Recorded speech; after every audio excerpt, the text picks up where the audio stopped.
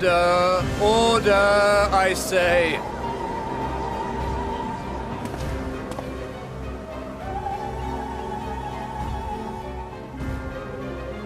I thank you all for gathering here on such short notice. This day we must speak of grave affairs and their implications for the future of Sharlayan, nay, of this very star. Said affairs concern all citizens, and so we have called for a public assembly.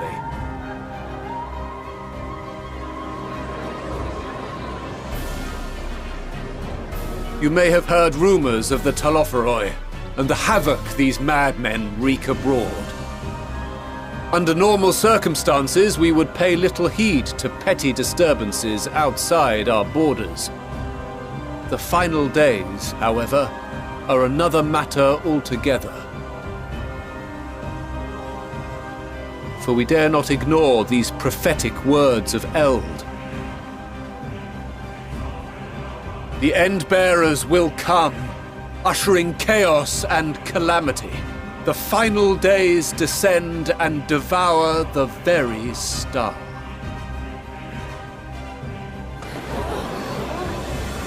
I've never heard this prophecy. Is it true? Will all that really happen? Calm yourselves. The time has come to speak of the Forum's most sacred duties. But first...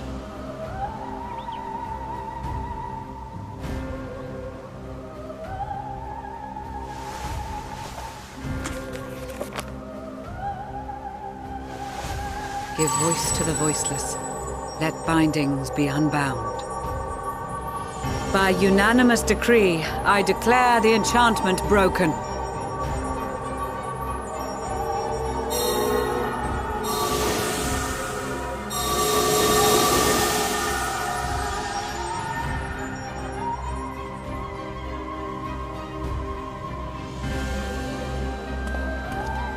Master Leveilleur, if you would.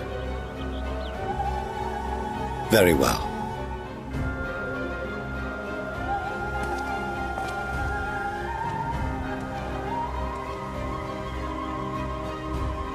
"270 years ago, our forebears began an expedition in the Dravanian hinterlands, in search of a route to access the ethereal sea. This much is public knowledge. Their findings, however, would become the Forum's most closely guarded secret. What those researchers discovered in the hinterlands was not a passage unto the ethereal sea, but the very heart of our star, and Hydaelyn herself.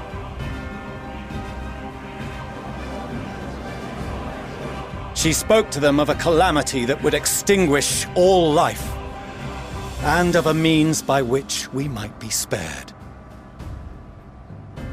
The moon. 'Tis in truth a gargantuan vessel built to serve as sanctuary for her children and deliver them from this doom. Much like Njunkref's hope in ages past, it will bear the people of a world in the throes of death to a new home. Needless to say, this will be no small undertaking. To facilitate the great work, the Forum has maintained close contact with the servants of Hydaelyn, who presently reside on the moon. Convinced that the foretold end was all but inevitable, we began amassing a wealth of knowledge, not merely for the betterment of our nation, but in preparation for the journey to come. You reveal this to us now? By the gods, how long do we have?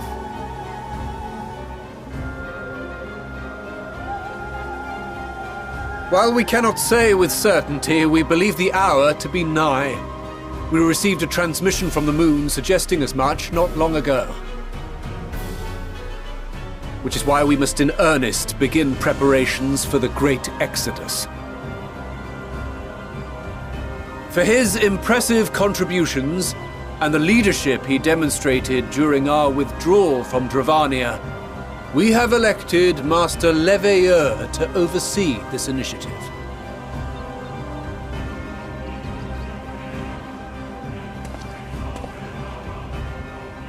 Fellow scribes and scholars, my countrymen, we face a threat of unprecedented scale. We must challenge the trials before us with composure and conviction if we are to find salvation. The wisdom of Sharlayan has ever been a shining beacon in the darkness, and so it shall continue to be. It is our solemn charge to see our heritage preserved for future generations. For those who will come after, we will brave a new frontier.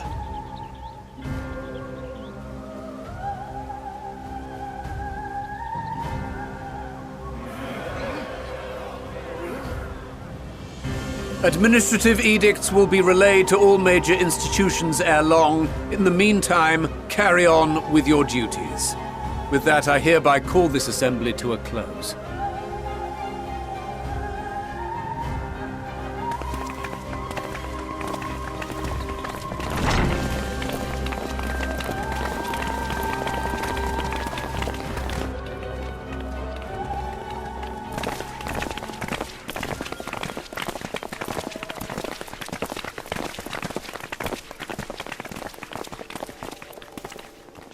Do you remember what Mother told us when we visited home? That it wasn't until after we were born that Father seemed to lose himself in his work. If that great work of his was the evacuation of this star, then... Yes. It wasn't for his benefit.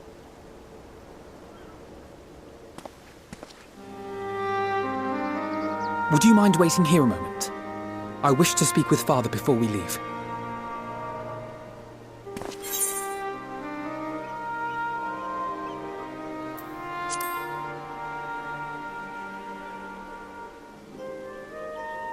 I may look daggers at him, but I will neither speak nor draw them.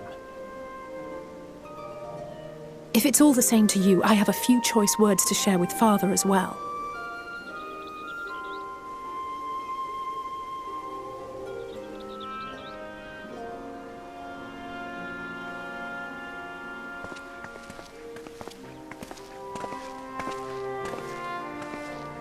So, come to call us cowards and bid us join your fruitless battle against the inevitable.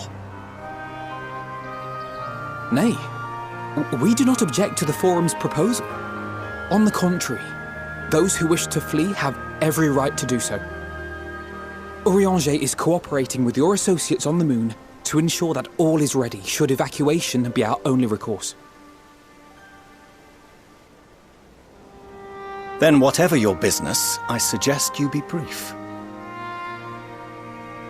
Though we cannot boast the boundless wisdom of Sharlayan, we have first-hand knowledge of foreign cultures, and have conversed with no small number of peoples. These experiences have taught us fundamental truths that cannot be recorded in any tome, nor charted on any map. The beating heart of this planet is its people, many of whom would give anything, even their lives, to protect the lands they love. Many may choose to join you in the end. But what of those unwilling or unable, for whom escape will never be an option? What would you have them do? To ignore the plight of those one might conceivably save is not wisdom, Father. It is indolence. This is why we choose to fight. We'll not ask for your understanding, Father. Only that you don't turn a blind eye to the good we have done, that we can still do. We're not children in need of protection. Hold fast to your principles and let the world burn if it please. But we believe there is still another way. And if there is, we will find it. You see if we don't.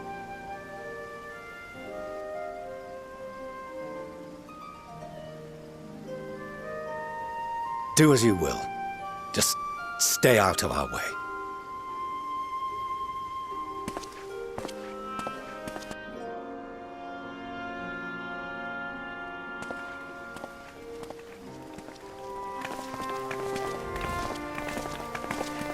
Were he not so consumed with self-righteousness, he might tell you how proud he is of you both. Bold words call for bold action, and there'll be no turning to your father should plans go awry. As if I ever would. So long as there are those who wish to stay and fight for this star, we have to do what we can to help them.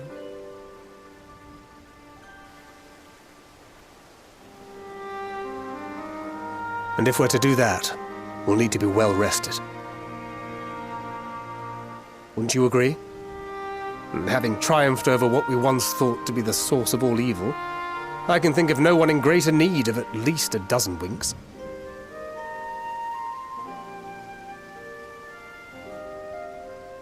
Shall we then? To the Annex, to prepare for tomorrow.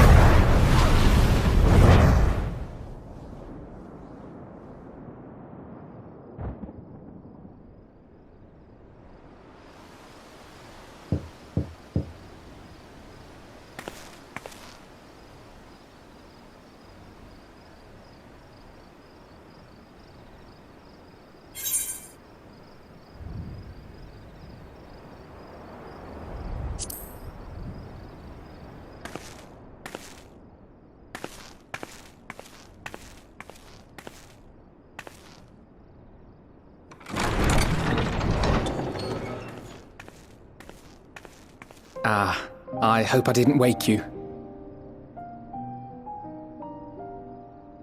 I pray you will forgive the unannounced visit, but I wish to speak with you before retiring for the night.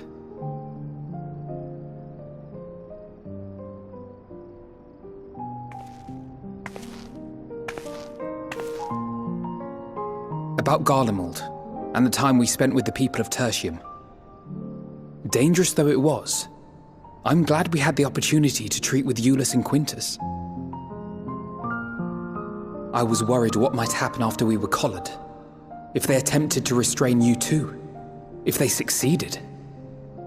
Once more, I put you in harm's way, and for that I must apologize. Or rather, I should thank you for trusting in me time and time again.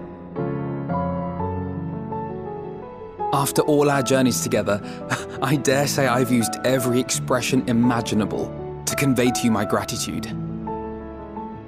Nevertheless, I hope these words of mine still carry some small weight. Tomorrow, our fight continues. Mayhap it would have been better to seek you out after we have true cause for celebration. But having mustered the courage to stand up to Father, and achieve a personal victory of sorts, I wanted to carry on in that spirit before my nerves got the better of me. The hour grows late, and you doubtless tire of my ramblings. I have a letter for Orenvold to finish, but we'll be off to bed shortly. Sleep well.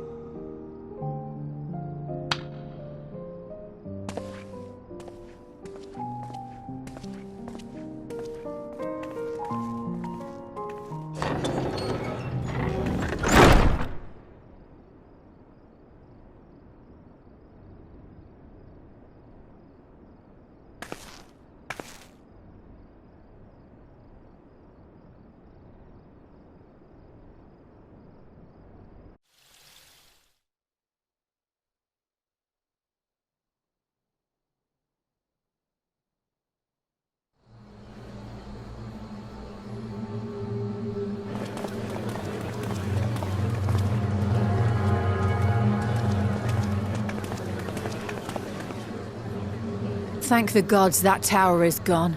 The sight of it was enough to make me sick. Thank the Ilsebar contingent, more like. Word is, they fought their way into Garlemald and toppled the bloody thing themselves. Not just the one, neither. All the towers have up and vanished. Aye, I heard the same. Commander Aldin and his troops helped keep casualties to a minimum, too.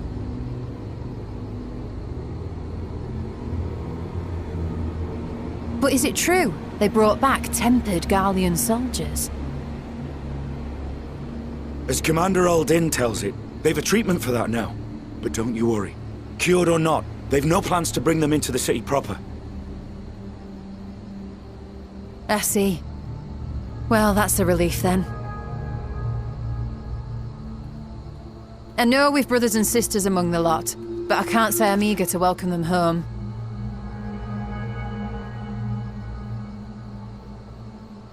Wanted to think about it for a while yet.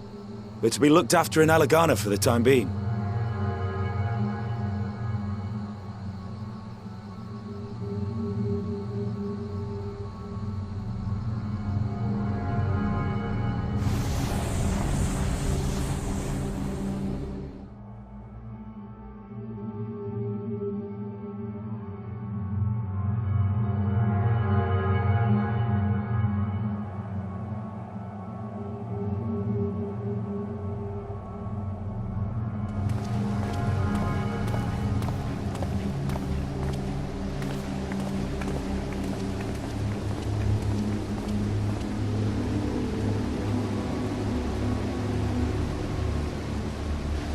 Another day, another commission of paramount importance.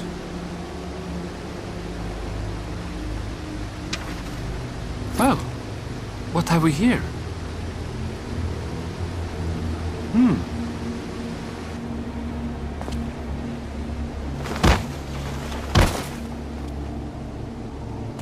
Hey, are you all right?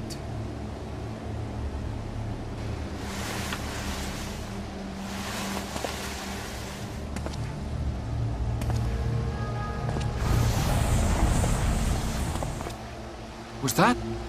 No. The shadows play tricks, nothing more.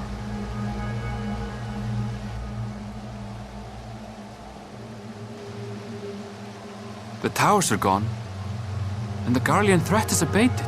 And yet, why does it feel as though it's about to get much, much worse?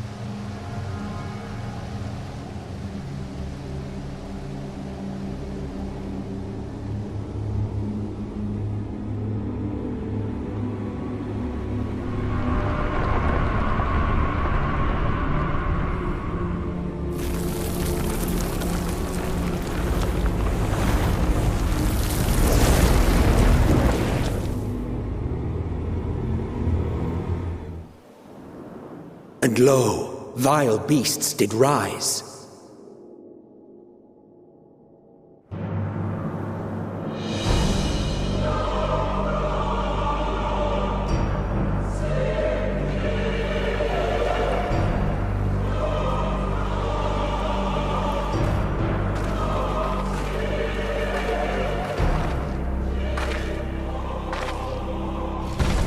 Leaving naught in their wake but blood and ash. Sun scorches earth and boils seas. And our sins ascend unto the heavens. Three dooms to unmake all we were.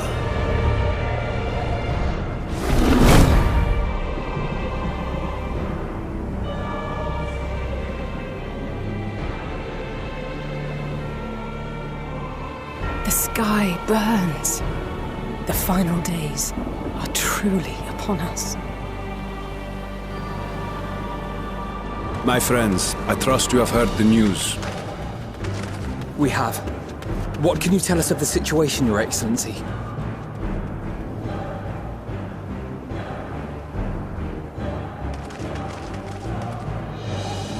Last night, the Isle was rocked by tremors, and the earth itself cried out. Aloft, the heavens began to burn. From all about, unholy beasts, the likes of which we had never seen, came forth in fury and rage. No. To say they came forth would be inexact. The people of Radzat-Han themselves transformed into these baleful fiends.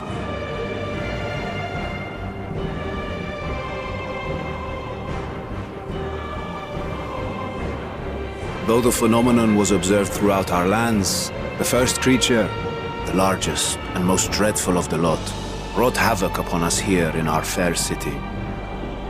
Though they bear superficial resemblance to divinities of legend, they are ungodly abominations. The people decry them as blasphemies. The large one's rampage has since taken it to the northern reaches of the island. I mean to dispatch our radiant host in an attempt to quell the threat. And what of Vritra? Vritra too makes for the north of his own accord, and yet he knows the blasphemy and its minions were but yesterday his beloved people. I pray his boundless compassion and mercy does not deter him from taking unenviable but necessary action.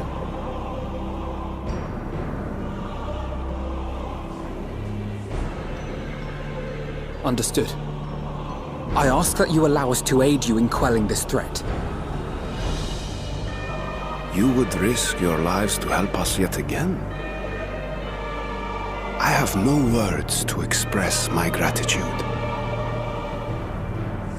Our regiments approach the north from several directions, with a number of units set to depart from the docks of Yedlimat. They will make landfall in an area of dense jungle, where one can expect to encounter dangers even beyond the fell beasts we hunt. I leave you to your preparation. You will find me at the docks when you are ready to depart.